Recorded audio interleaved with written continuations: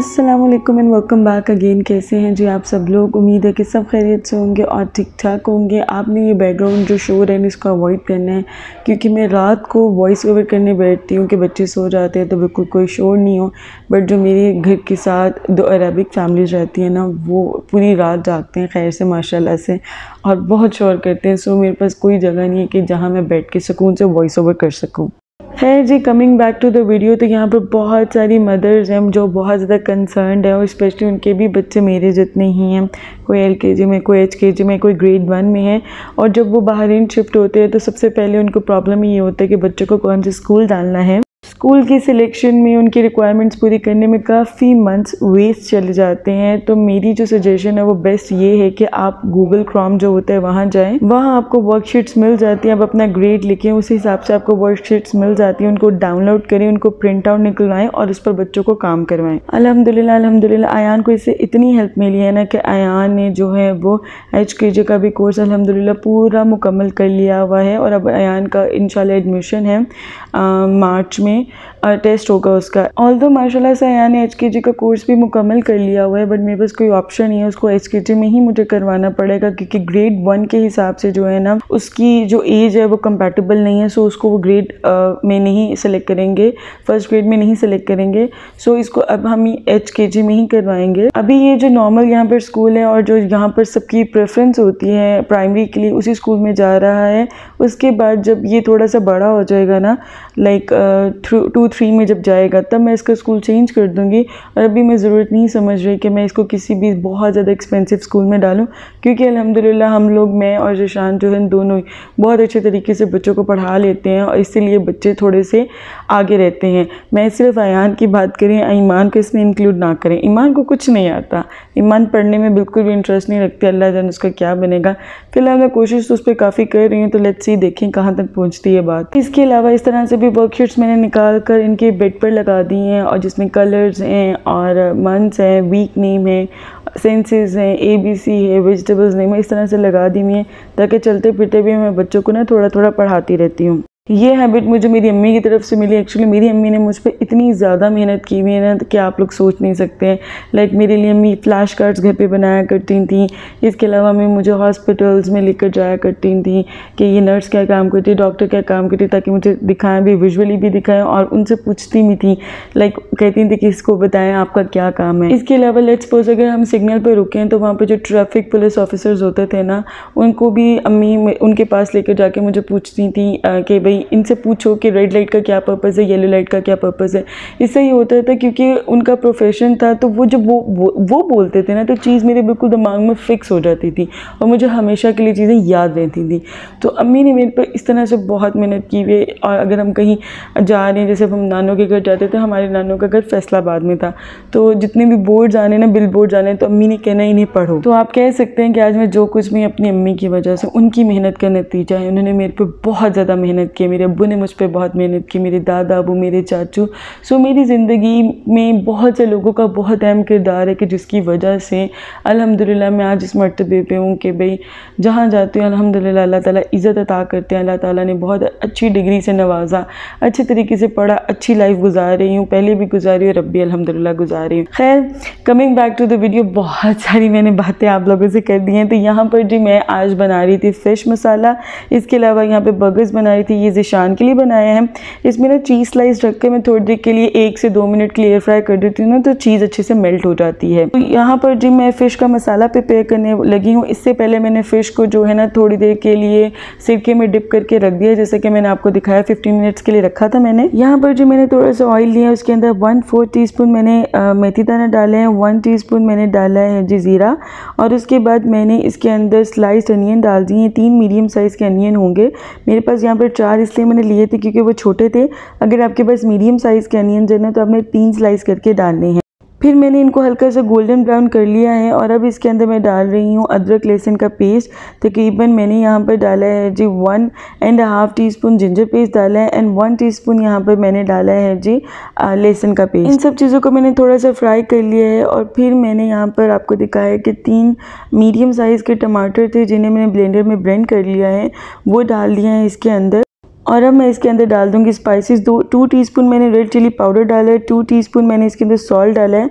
Salt थोड़ा सा मुझे ज़्यादा लग रहा था तो मैंने निकाल दिया, क्योंकि जो फ़िश होती है ना वो थोड़ी सी सॉल्टी होती है, तो सॉल्ट बड़ा ध्यान से डालना पड़ता है। 1 टीस्पून मैंने हल्दी पाउडर डाला है, 1 टीस्पून मैंने ज़ीरा पाउडर डाला है, 1 टीस्पून मैंने इसके अंदर सूखा धनिया का पाउडर डाला है और 1 टीस्पून ही मैंने गरम मसाला इसके अंदर ऐड किया है। सब चीज़ों को मैंने अच्छे से मिक्स कर लिया और इसके बाद मैंने इसके अंदर हाफ कप पानी डालकर लिड लगाकर इसको पकने के लिए रख दिया है। और यहाँ पर जी मसाला मेरा बनके रेडी हो चुका है, ऑयल सेपरेट हो गया है। अच्छा, आपने एक चीज़ लाजमी याद रखनी है कि आपने जब मछली इसके अंदर डालनी है ना, तो बिल्कुल आपका मसाला जो हो वो ड्राई हो, वरना आपकी जो फ़िश है ना वो सारी घुल जाएगी बीच में। सो आप यहाँ पे मैंने डाल दिया है जी दही डाला है, तकरीबन 3 से 4 टेबलस्पून इसके अंदर थिक क्रीम वाला योगर्ट मैंने डाला है। और फिर मैंने ये देखिए थोड़ा सा मॉइस्चर रह गया था, मैंने बेदहानी में फ़िश डाल दिया। जिससे मैंने डाली ना तो मुझे एकदम से क्लिक हुआ कि भाई पूरा मॉइस्चर जो है वो ड्राई नहीं हुआ था। सो आप लोगों ने कोशिश करनी है कि बिल्कुल आपका जो है वो मसाला पहले ड्राई हो, जो बिल्कुल भी पानी उसके अंदर नहीं रहे। फिर आपने फ़िश डालनी है और फिर आप दम लगाकर इसे 10 से 15 मिनट पकाएंगे तो आपकी जो है फ़िश मसाला कड़ी रेडी हो जाएगी, मसाला फ़िश करी कुछ भी आप इसको कह सकते हैं। जायके में ये इस कदर लजीज बनती है ना और झटपट बन जाती है, आपको फ़िश को पहले फ्राई करने की भी ज़रूरत नहीं है।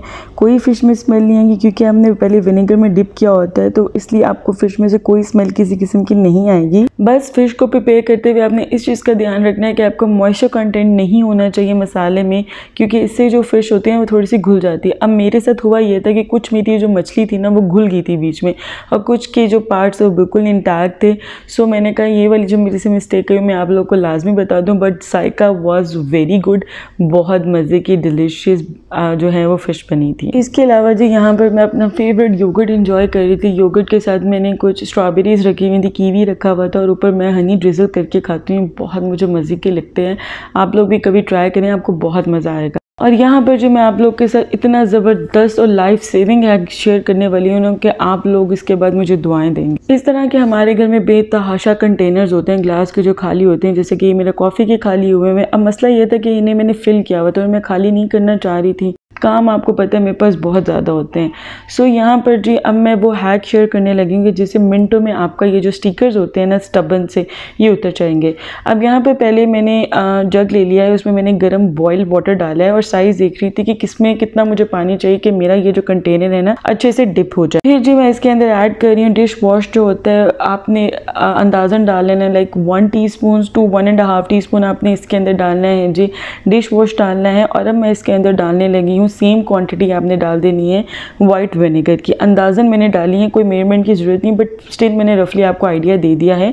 लाइक 1 to 1.5 टीस्पून आपने दोनों चीज़ों का डालना है। और उसके बाद आपने ये जो आपका कंटेनर है इसको डिप करके रख देना है, तकरीबन 15 से 20 मिनट के लिए आपने भूल जाना है। और जब आप वापस आएंगे ना तो स्टिकर्स खुद ब खुद उतरे हुए होंगे। और ये वाला इसलिए नहीं था उतरा क्योंकि ये वाला ना साइड थोड़ा सा ऊपर हुआ था, इसलिए नहीं हुआ उतरा, बट आपने देखा मैंने जैसे ही स्क्रैच किया वो बहुत ईजिली रिमूव हो रहा है। तो इसको जो है मैंने अच्छे से स्पून से उतार लिया है और अब मैं जो मेरे पास ब्रश है ना उससे मैंने अच्छे से इसको वाइप कर लिया, अच्छे से इसको जो है वो स्क्रब ऑफ कर लिया है। तो बहुत ज़बरदस्त तरीके से ये देखिए कंटेनर्स जो हैं वो नीट एंड क्लीन हो गए हैं।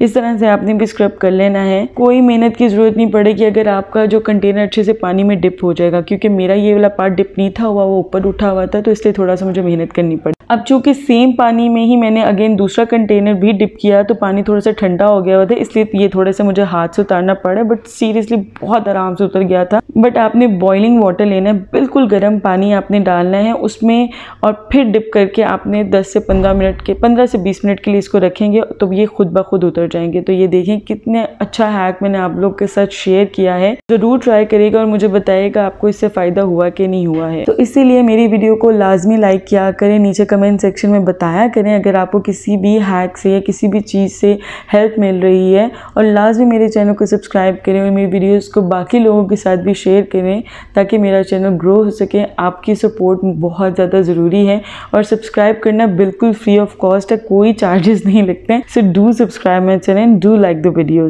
इसके अलावा मेरे घर में थोड़ा सा काम हो रहा था, किचन में जो वॉशरूम है ना उसके ग्राउट्स फिल हो रहे थे, पानी लीक शीक होना शुरू हो गया था तो वो ग्राउट्स फिल हो रहे हैं। इसके अलावा आपको पता है मुझे सुकून तो होता नहीं, हालांकि मैंने पहले फ़िश बनाई और तो यहाँ पर मैं अब आ गई थी मज़ीद काम करने के लिए। तो ये जी कंटेनर था, पहले मैंने ईमान को लगा के दिया था, आपने देखा होगा पिंक कलर का स्टिकर इस पर। ये जो फॉर्मिंग शीट्स होती हैं, ये फॉर्मिंग कहते हैं कि फॉर्मिंग शीट्स कहते हैं, मुझे तो एग्जैक्टली नाम ही नहीं पता इन शीट्स को क्या कहते हैं। बहरहाल मैंने ईमान को लगा के दिया था, तब से आयान मेरे पीछे पड़ा हुआ था कि मम्मा मुझे भी लगा के देना और ब्लू कलर का लगा के देना है। तो यहाँ पर जी मैं आयान के लिए प्रिपेयर करी हूँ ये बहुत अच्छी रहती हैं। इससे ये होता है कि आप कोई भी किसी किस्म का भी कंटेनर्स को अच्छे सा बना सकते हैं, रिप्रेजेंटेबल सा, और उसको रीयूज़ कर सकते हैं। और मेरे पास इस तरह से कलर टेप्स भी पड़ी हुई हैं, तो जो साइड थी उससे मैंने इनको कवर कर दिया। बड़ा खूबसूरत सा जो है वो कंटेनर बन के रेडी हो गया है। इसको आप मल्टीपर्पज़ के तौर पर यूज़ कर सकते हैं किसी भी तरह, बस आपने इसको अंदर से गीला नहीं करना होता है। इसलिए मैंने आपने देखा है टिश्यू से इसको अंदर से ड्राई किया, साफ़ किया है, गीला बिल्कुल नहीं किया है।